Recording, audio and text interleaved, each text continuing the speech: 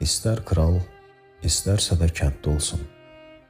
Dünyanın ən xoşbəxt insanı evində rahatlıq tapan insandır. Həyatın mürəkkəbliyində hər kəs fərqli rollar oynayır və fərqli məsuliyyətlər daşıyır. Amma axşam düşəndə və evə qaydanda bütün bu sosial rollar öz əhəmiyyətini itirir. Əhəmiyyətli olan tək şey o dam altındakı güvən və hüzur hissidir. Bir məkanı əsl evə çevirən şey divarların hündürlüyü ya da mebellərin dəyəri deyil, içindəki sevginin dərinliyidir. Əgər bir insan həmin evdə axtardığı şəfqəti və sakitliyi tapa bilməsə, hətta bütün dünyanı fəth eləsə belə, özünü həmişə natamam və sürgün olunmuş hiss eləyəcək.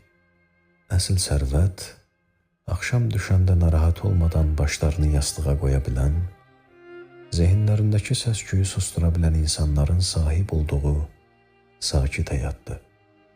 Bu mənəvi sığınacaq fərdin ən möhkəm dayağı və ən qiymətli həyat mənbəyidir.